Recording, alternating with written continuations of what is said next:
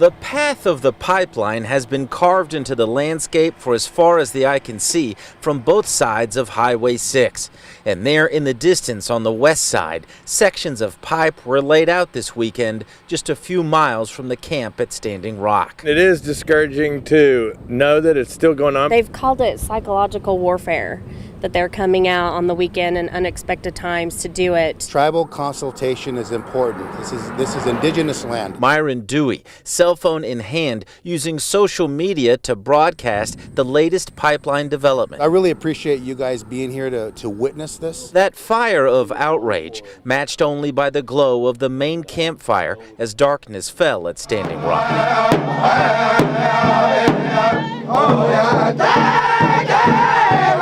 The hypnotic, rhythmic sounds of the traditional music providing an engine-like drive to the long line moving methodically through the main kitchen tent. This is where we do all our serving. Roxanne White has been here for a month and is one of the vertebrae in the backbone of the camp. We've fed up to I'd say close to 2,500 during one meal. A demand that's taking a toll on supplies. Right now we're struggling for meats.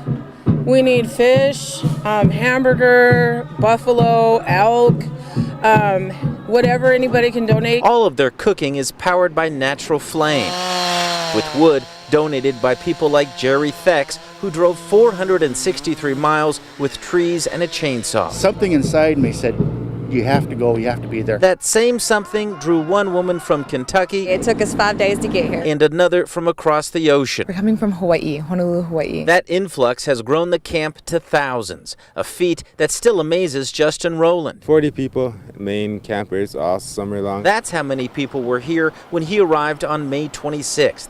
And he plans to stay all winter long. I grew up without water, running water my entire life, okay? This is not rough. Believe me. Examples of devotion to a cause with no clear path to victory. The future at once as dark as midnight in the camp, but as bright as the full moon over Standing Rock. In North Dakota, Burt Mummolo, Tulsa's Channel 8.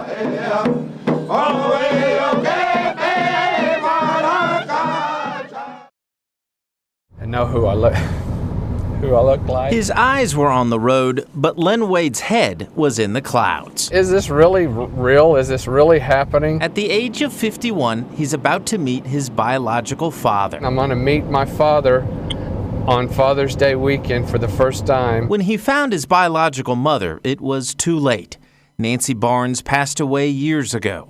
But a man named Stanley is still alive. All kinds of emotions going on right now. The 6-hour drive to Moberly, Missouri would burn up the rest of the daylight by the time of his arrival. But those emotions hello, Father, were still waiting to combust. Oh, man, this is great. In 1964, 20-year-old Stanley Small had just gotten out of the Army when 17-year-old Nancy Barnes walked into his dad's auto shop. She went in there one day to get her car fixed. Sparks flew on more than just the repairs, and the two became inseparable. It wasn't just a summer fling. We really fell in love with each other. But she was only going to be in town for a few weeks, and one day she asked him, what would I do if she got pregnant? And I said, well, my dad's got a pistol down there, and I just, But I didn't really mean it. I thought she took it that way, but in Dallas she didn't. When it came time to go, she took a part of his heart and left with a secret. She never said any more about it, never mentioned anything about her being pregnant or nothing. It wasn't until 2 weeks ago, at the age of 73, that Stanley found out he had another child. I'm glad he's 51 instead of 1. I'd be in trouble. The discovery has come with a flurry of like father, like son.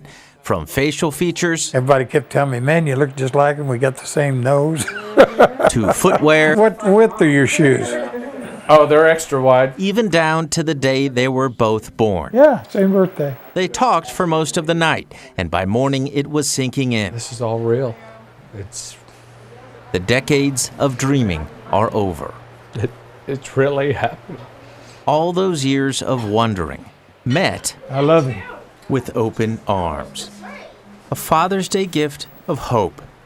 That even though there's been a world of difference between their lives, there's still plenty of time to discover all the things they've got in common. We're both criers. Burt Mummolo, Tulsa's Channel 8. It's like people Got slight crowding. To put it into dental terms, Got a crossbite on number 14. you don't need an x-ray to see there's something different about the roots of Drumright Dental. It's the most rewarding day that we have. It is one of those experiences that you kind of just have to do it to really grasp how cool it is. It's my favorite day of the year. It's the day How you doing, buddy?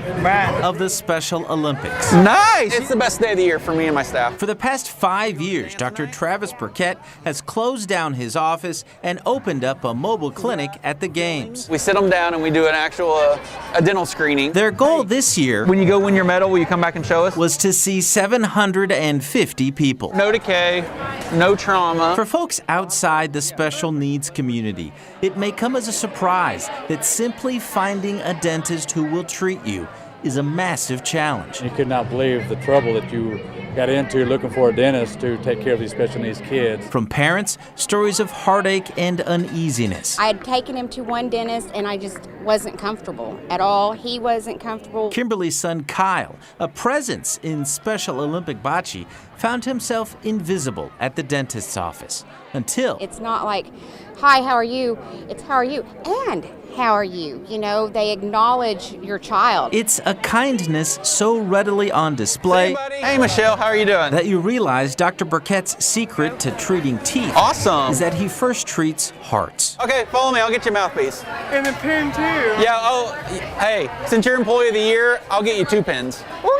Okay. Of the 50 volunteers at the clinic, some were new to the profession. I just graduated with my dental hygiene degree on Saturday. Why have them here? My goal is for them to actually interact with these patients and realize when they go to the real world and get a job that, you know, they can do it. There's nothing to be scared of. And speaking of something to be scared of, The reporter's getting in the tooth. yes, they have these awesome inflatable teeth, which I had to try out, and it wasn't going to be a part of the story. The news reporter, look at the news reporter. Until we realized that Dr. Burkett still had his mic on. Are you watching the tooth? So here's his report on my time in the tooth suit. The reporter is breakdancing in the tooth. Yeah, he's like getting down on one leg and it's like he threw the dance gauntlet down, so now this one's picking it up. He's probably gonna break my... No, I did not break the tooth.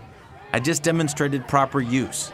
We now return to our regularly scheduled program. Is she missing any teeth? Drumright Dental, We feel like it's the right thing to do, so that's why we do it. demonstrating what it means to be special Hey, buddy. by just being human. I'm guessing you probably want a pretty girl instead of me. I get that a lot, it's okay. Burt Mummolo, Tulsa's Channel 8. They've been around for over 100 years, telling us when to stop and go with the simple use of colored lights. Beacons of safety, no other device has kept more drivers out of harm's way than the traffic light. I, for one, am really supportive of the change. Tulsa City Councilor Blake Ewing on board with a controversial initiative to change the tradition of using red to indicate stop. Do we want to be the last ones to turn our red lights blue? I for sure don't want to be last. I'd like to be first. A push for change that began with a child's question. She said, Mom, why are the stoplights red?